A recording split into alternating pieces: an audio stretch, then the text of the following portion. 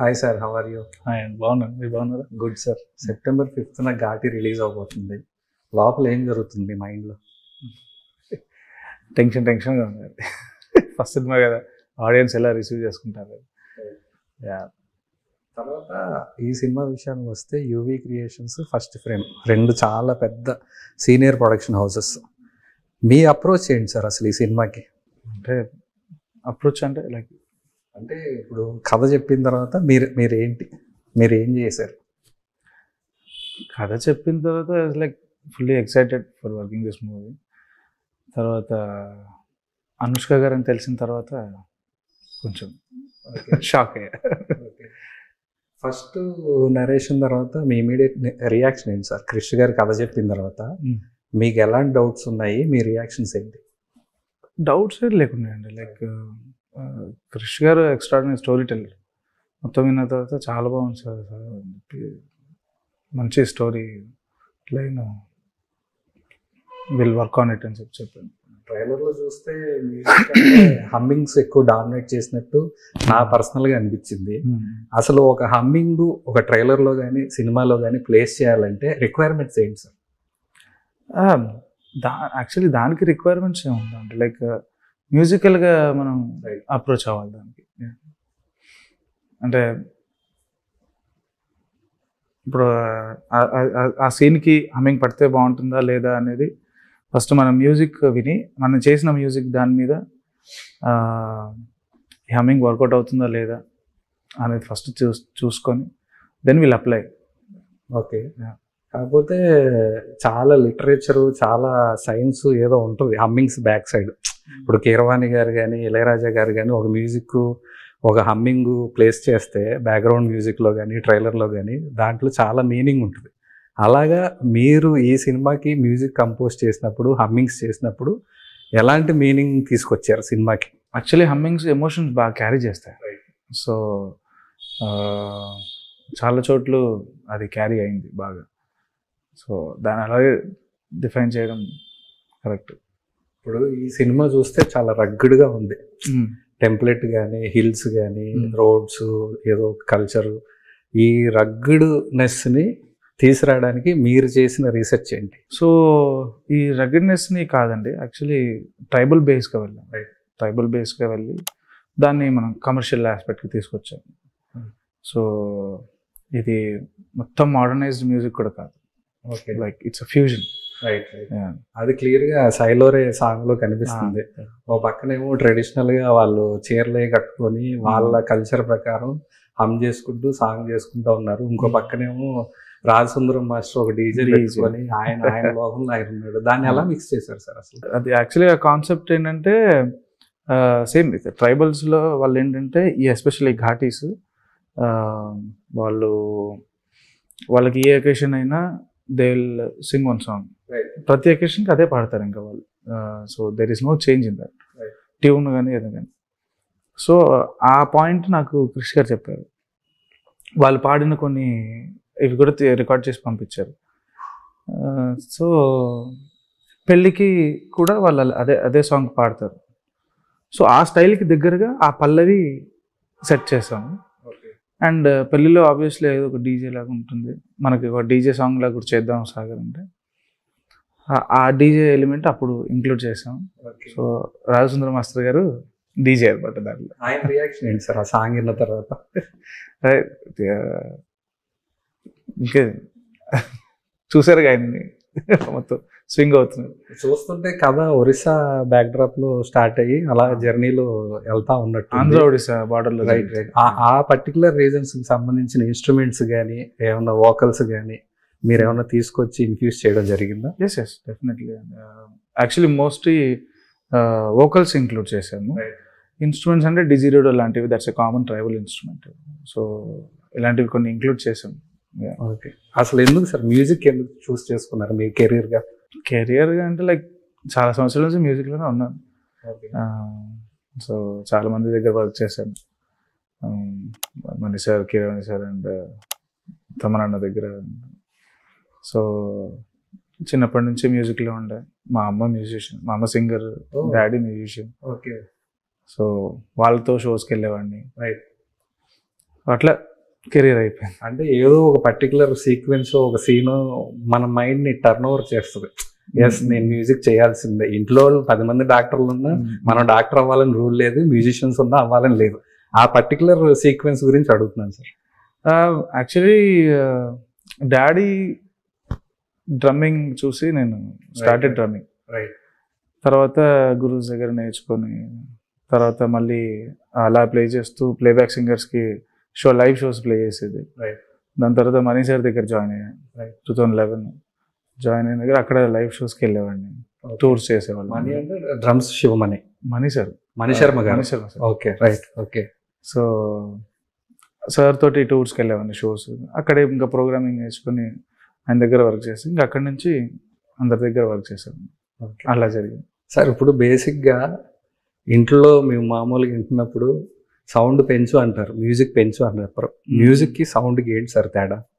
మ్యూజిక్కి సౌండ్కి డిఫరెన్స్ ఏంటంటే మ్యూజిక్ మీరు వినగలుగుతారు, సౌండ్ వినలేరు, అంత డిఫరెన్స్. బట్ చాలా మంది మ్యూజిక్ డైరెక్టర్లు సౌండ్ ఎక్కువ వినిపించట్లేదు, సౌండ్ పెంచండి థియేటర్స్ లో అంటున్నారు. అసలు ఏ లెవెల్ ఆఫ్ డెసిమల్స్ లో ఉండాలి సార్ సౌండ్ థియేటర్ లో కానీ మనం ఆడియో క్యాసెట్లు విన్నప్పుడు కానీ సూతింగ్ గా ప్లెజెంట్ గా ఉండాలంటే అసలు లెవెల్స్ ఏంటి? డెసిబల్స్ అనేది యాక్చువల్లీ మనం డిసైడ్ చేయమండి. ఎందుకంటే ఆ థియేటర్ అథారిటీ వాళ్ళు ముందే మెన్షన్ చేసి పెట్టుకుంటారు ఇన్ని డెసిబల్స్ దాటకూడదు. So I cannot tell that. But మనకి ఆడియో ప్లాట్ఫామ్స్లో కూడా ఇప్పుడు రిస్ట్రిక్షన్స్ వచ్చాయి, లైక్ -15, -14 యూట్యూబ్కి అట్లా అని చెప్పి. సో ఆ నామ్స్ ప్రకారంగా ఆ లెవెల్కి మనం ఇచ్చేస్తామండి. సౌండ్ వినపడట్లేదు థియేటర్స్లో అంటే అది theatres problem, music director problem ఏమి ఉండదు. మీరు బేసిక్గా ఎన్ని ట్రాక్స్ ఇస్తారు సార్? మామూలుగా 16, 32 ఇలాగా నెంబర్ ఆఫ్ ట్రాక్స్ ఇస్తూ ఉంటారు ఫైనల్ మిక్సింగ్ అప్పుడు. చాలా. మీ వర్కింగ్ స్టైల్ ఏంటి? ఇప్పుడు యాక్చువల్గా మనకి లక్కీ ఏంటంటే తపస్ నాయక్ గారు వర్క్ చేస్తున్నారు అట్మాస్కి. సో సార్తో మాట్లాడాను, సార్ నాది ఫస్ట్ ఫిలిం, నేను ఆల్రెడీ కొన్ని స్టెమ్స్ చేశాను, but it is exceeding 80 to 100 tracks. అంటే no problem Sagar, send it, I will manage అని. అప్పుడు ఐ వాజ్ వెరీ హ్యాపీ. ఎందుకంటే వాళ్ళకి జనరల్గా ఇంతకుముందు ఏంటంటే 40 to 50 ట్రాక్స్ వరకే ఇవ్వాలి. ఇప్పుడు ఆయన 100 ట్రాక్స్ అయినా. So I was happy. So అలా జరుగుతుందండి. ఓకే. మీరు మ్యూజిక్ డిపార్ట్మెంట్లో వర్క్ చేశారన్నారు, ఇప్పుడు మ్యూజిక్ డైరెక్టర్ అయ్యారు. యాజ్ అ కామన్ ఆడియన్గా ఎవరు మ్యూజిక్ మిమ్మల్ని ఎక్కువ ప్లీజ్ చేస్తుంది, ఎక్కువ పీస్ ఆఫ్ మైండ్ వస్తుంది? ఏ మ్యూజిక్ అంటే? ఇళయరాజా గారు. ఎనీ పర్టికులర్ సాంగ్ కానీ సినిమా కానీ? నాకు ఫేవరెట్ సాంగ్ అదే అండి, చుక్కలు తెమ్మన్నా. ఓకే. ఏప్రిల్ 1 విడుదల చుక్కలు తెమ్మన్నా తెంచుకురానా. ఎందుకు సార్ ఇళయరాజా గారు అంటే అంత ఇష్టం మీకు? అంటే అది ఈ క్రియేటెడ్ ఎ డిఫరెంట్ మ్యూజిక్ అండి, like combination of western music and Indian classical music.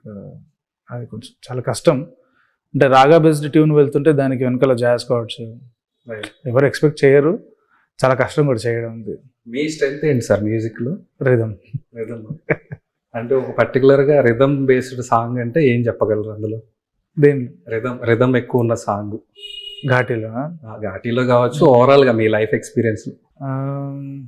నాకు మనీసర్ రిథమ్స్ బాగా ఇష్టం అండి, అండ్ తమరన్న రిథమ్స్.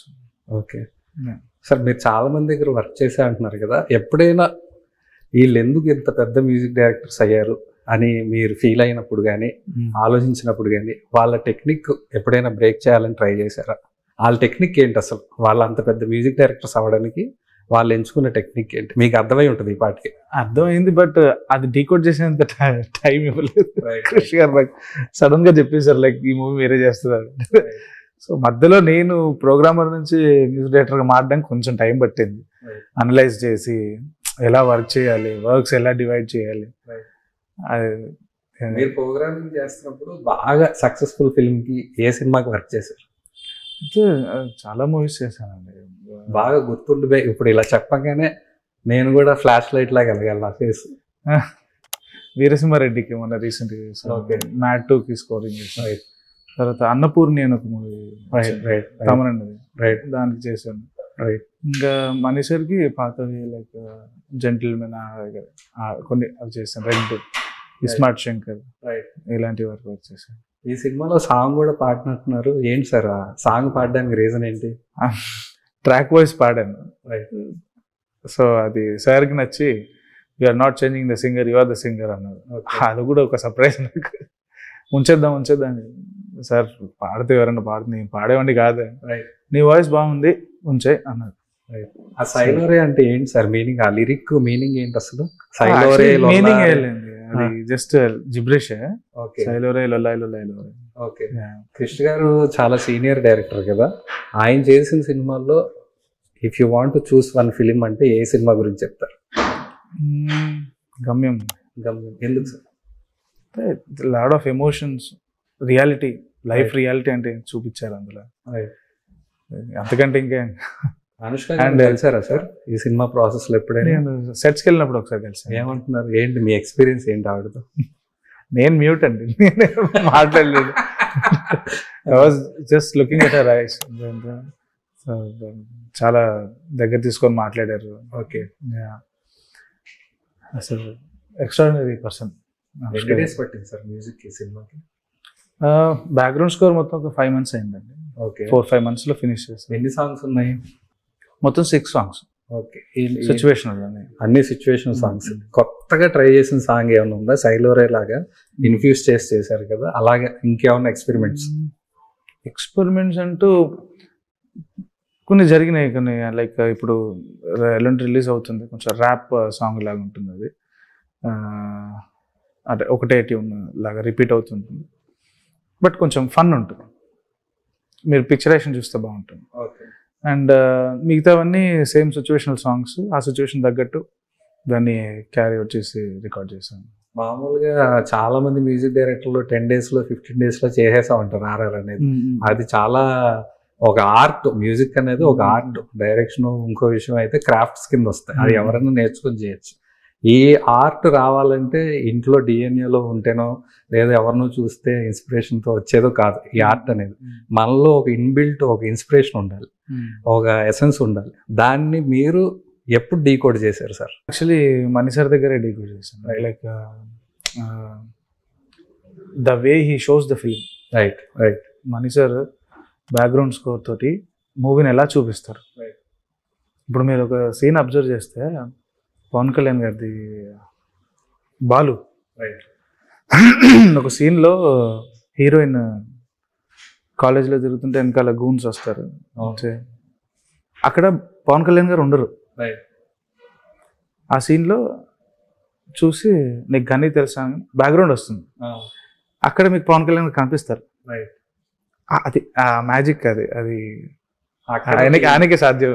మీ మైండ్ అక్కడ ఓపెన్ అయిందా, ఇది రీ రికార్డింగ్ అంటే ఇది మ్యూజిక్ అంటే? స్క్రీన్ మీద క్యారెక్టర్ లేదు, బట్ చూపించారు.